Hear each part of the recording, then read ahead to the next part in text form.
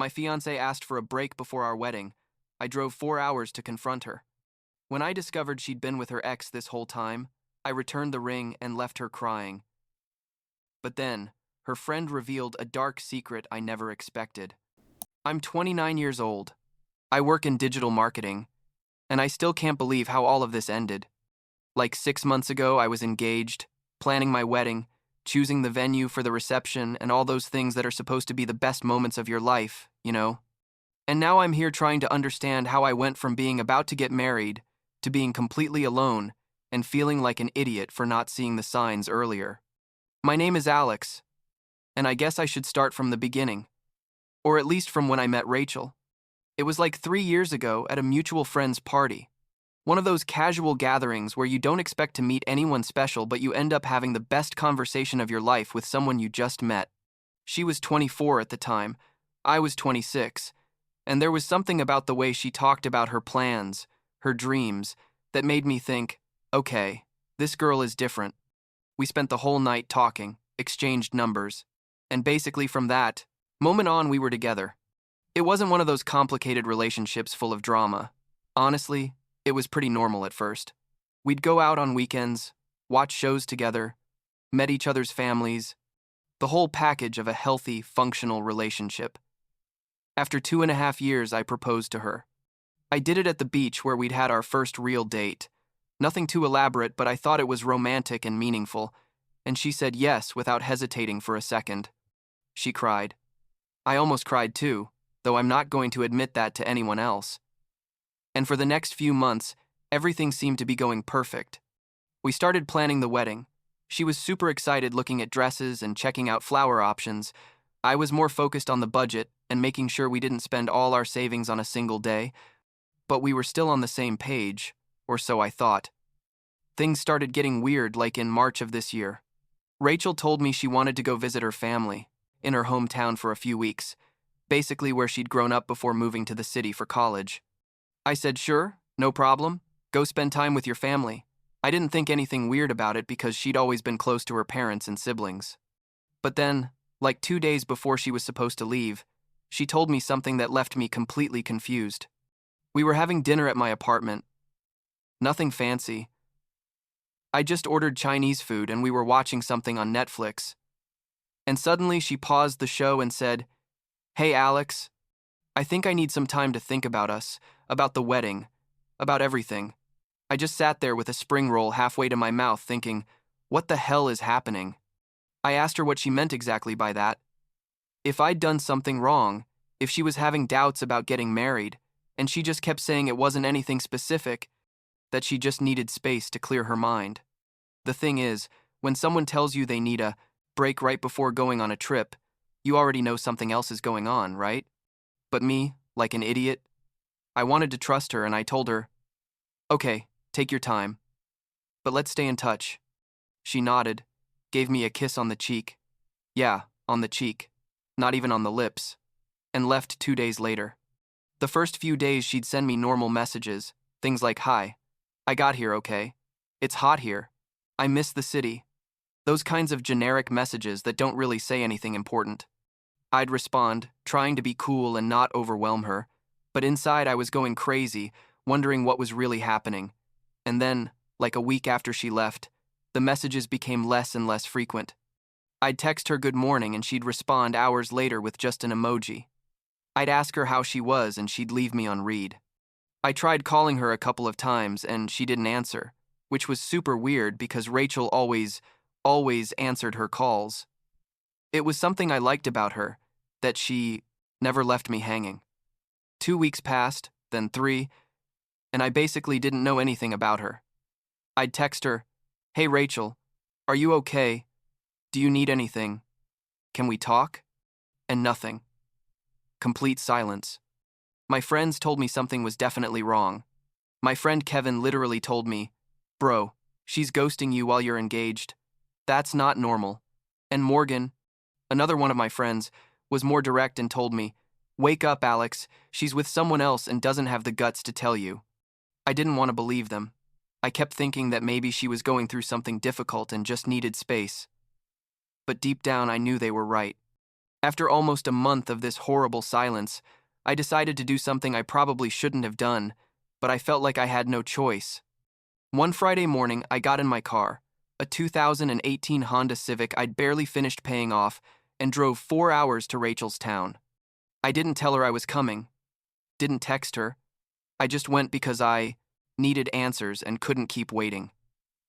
I got there around noon, went straight to her parents' house where she was supposedly staying, and knocked on the door. Her mom opened it, saw me with total surprise on her face, and told me Rachel wasn't there, that she'd gone out early and she didn't know when she'd be back. I asked if I could wait for her, and she, very uncomfortably, told me it was probably better not to, that Rachel had mentioned they were going through a difficult time, and maybe it wasn't a good idea for me to be there without letting her know first. I felt like a complete idiot standing there on the porch while my fiancée's mom was basically asking me to leave. I said, okay, I understand. But I gave her my number, though obviously she already had it, and asked her to please tell Rachel I needed to talk to her urgently. I got in the car and didn't know what to do, whether to go back or stay in town waiting. I decided to stay. Sat there with my laptop pretending to work, but really just staring at my phone, waiting for Rachel to call me. Around 5 in the afternoon, she finally called me. Her voice sounded weird, like nervous and annoyed at the same time. She said, "Alex, what are you doing here?" I told her I needed to see her, that I couldn't keep going without knowing what was happening, and after a lot of back and forth, she finally agreed to meet me at a park near her house. When I got to the park, she was already there sitting on a bench, and I swear my heart dropped to my stomach when I saw her because she looked different. Not physically, but her energy, the way she looked at me, everything was different. I sat next to her, and before I could say anything, she started talking fast, like she'd rehearsed a speech. She told me she'd been thinking a lot about us, about her life, about her past decisions, and that when she came to town she ran into her ex-boyfriend. "Yeah, you read that right, her ex," she told me. It hadn't been planned, that she ran into him at the supermarket or something, and that they started talking and spending time together. I asked her, basically with my voice breaking, how much time together? And she told me they'd gone out several times, that they'd talked about their past relationship, about why they'd broken up, and that she needed to explore those unresolved feelings she apparently still had for him. I couldn't believe it.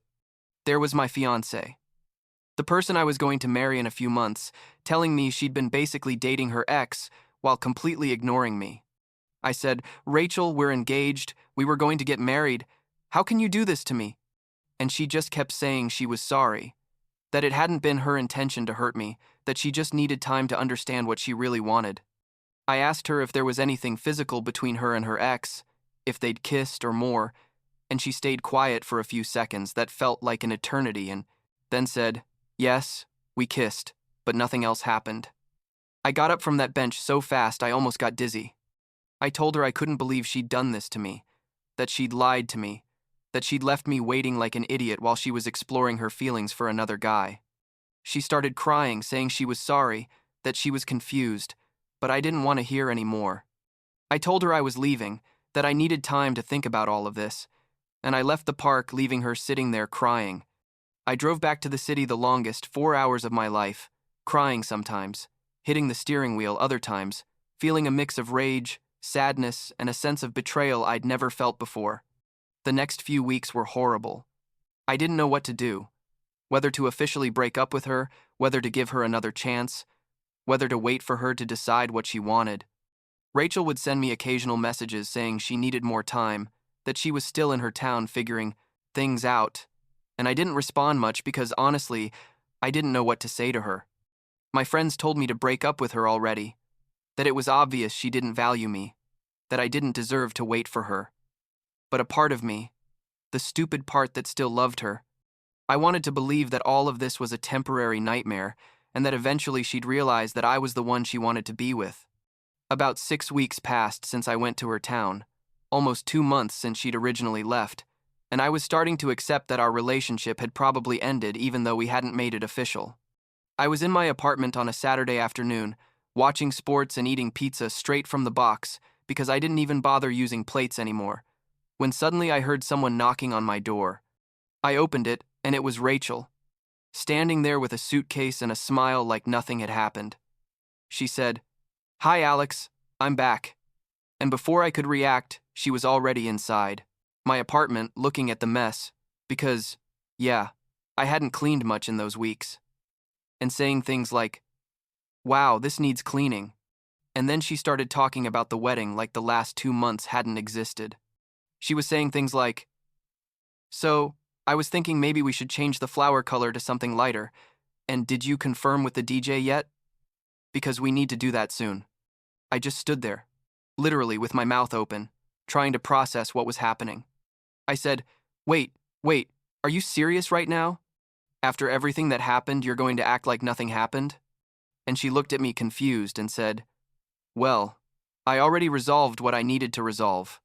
I'm ready to continue with our plans now." I asked her, "What about your ex? What happened with that?" And she just said, "Oh, yeah, we realized it wouldn't work, that it was good to have that closure, but I want to be with you." I couldn't believe the audacity.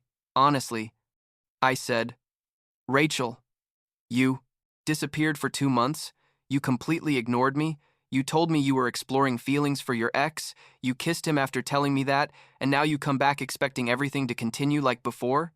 She started getting defensive, saying she'd been honest with me, that she'd told me she needed time, that I'd told her I'd take my time to think too. I told her, "Yeah, but I didn't go explore feelings with my ex. I was here alone, suffering, wondering what I did wrong." The argument escalated quickly. She started crying, saying she thought I'd understand, that she thought our love was strong enough to overcome this, and I told her that love doesn't mean being someone's second choice. I said, "It's obvious you came to me because it didn't work out with him, not because you actually chose me." She denied that, saying it wasn't true, that she loved me, but her words sounded empty, like something she was saying because it was what she was supposed to say. Then I did something I should have done weeks before. I told her, "Give me the ring, Rachel." She looked at me surprised and said, "What?" And I repeated, "Give me the engagement ring." She started backing away, saying no, that we were a couple, that we were going to get married. But I stood firm. I told her if she didn't give me the ring right then, I'd consider it stolen and call the police. Probably couldn't do that legally. But I was so angry I didn't care. Finally, after a lot of drama and more tears, she took off the ring and gave it to me, and I told her, "Now leave, Rachel, we're officially done." She left my apartment crying and yelling that I was an idiot, that I'd regret it, that she was the best thing that ever happened to me. All those things people say when they're hurt and angry. I closed the door behind her and just stood there with the ring in my hand, thinking, did all of that really just happen? I felt relieved and destroyed at the same time, if that makes sense. Relieved because I'd finally ended something that clearly wasn't working, but destroyed because I'd just lost the person I thought I'd spend the rest of my life with. A couple of days later, something unexpected happened. Zoe, a friend of Rachel's who I'd met a couple of times at gatherings, sent me a message. She told me she'd heard what happened and wanted to apologize for Rachel's behavior, that she also thought what she'd done was wrong, and that I didn't deserve that. It surprised me because I didn't expect any of Rachel's friends to take my side, but Zoe seemed genuinely concerned. We talked a bit through messages, and then she asked me if I wanted to go out for coffee to talk better, that she thought it would be good for me to vent with someone who understood the situation from an outside perspective. I agreed to meet her, basically because at that moment, I needed to talk to someone, and my own friends were already tired of hearing me complain about Rachel. We met at a coffee shop near my work on a Thursday afternoon, and it ended up being a really good conversation. Zoe told me that Rachel had had a habit of running back to her ex several times in the past, that it was something she did when she felt insecure in a new relationship. She told me that when Rachel told her she was going out with her ex again while engaged to me, Zoe had told her she was making a huge mistake, but Rachel hadn't listened. We talked for like 2 hours, had coffee, and then she suggested going to dinner because neither of us had eaten, and we ended up at an Italian restaurant nearby. It was nice, honestly, to feel like someone understood what I was going through and didn't judge me. Zoe was funny, easy to talk to, and for the first time in weeks, I felt a little better. At the end of the night, she gave me a hug and told me that if I needed to talk more, I could text her whenever I wanted, and I sincerely thanked her because she'd really helped me.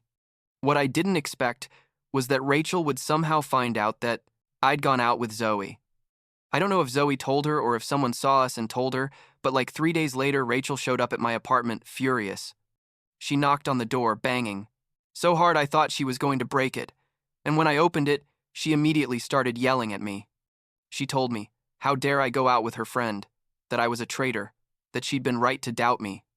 All kinds of crazy accusations considering she was the one who'd spent weeks with her ex while we were engaged. I said, Rachel, number one, I'm not dating Zoe, we just went out for coffee and to talk. And number two, you and I broke up officially. So what I do or don't do isn't your problem anymore. She didn't want to hear it. She kept yelling and saying that I'd promised to love her forever, that how could I get over her so quickly, and I had to remind her that she'd been the one who betrayed me. The one who asked for the break, the one who was with her ex. I said, you need to leave now, Rachel. Seriously. Get out of my apartment and leave me alone. She stood there for a few seconds looking at me with tears in her eyes, and for a moment I thought she was going to say something else. But finally she just turned around and left, slamming the door. I sat on my couch feeling all the emotions at the same time, exhaustion, relief, sadness, anger, everything mixed in a horrible cocktail that made me want to sleep for a whole week. The next day I texted Zoe to explain what had happened and to clarify that although I appreciated her support, I wasn't looking for a relationship at that moment, that I just needed time to heal and process everything. Zoe was super understanding and told me she wasn't expecting anything romantic either, that she just wanted to be a friend when I needed one, and that made me feel better. It's weird how sometimes the people you least expect end up being the ones who support you when you need it most. I thought that with that everything was over, that Rachel would finally understand that we were done and we could both move on with our lives, but no, because a couple of weeks later, I started noticing something strange.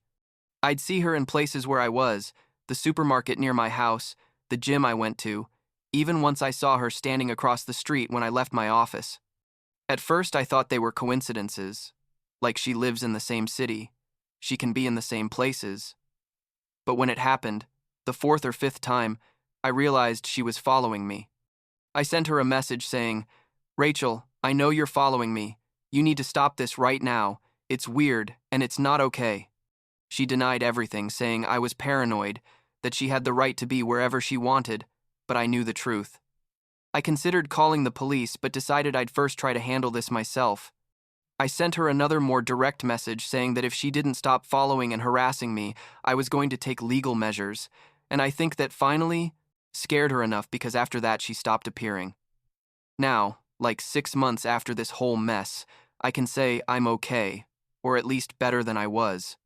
I sold the engagement ring, used that money to go on vacation alone to a place I always wanted to visit, and I'm focusing on my work and myself. It still hurts sometimes when I think about what could have been, about the life I'd planned with Rachel. But I also realize I dodged a huge bullet. If she could do that to me while we were engaged, imagine what she would have done if we were married. Last week I saw a picture of Rachel on social media. She's back with her ex, apparently, living in her town. Part of me felt a little pain seeing it, but mostly I just felt indifferent. And I think that's the best sign that I'm really getting over all of this. My friends tell me I should start dating other people, that I should give myself the chance to meet someone new. But honestly, I still don't feel ready. And that's okay. There's no rush. What I learned from all of this is that you can't force someone to choose you, and that if someone treats you like a backup option, the best thing you can do is completely remove yourself from the equation. I deserve someone who chooses me without doubts, without needing to explore other options first, and Rachel clearly wasn't that person.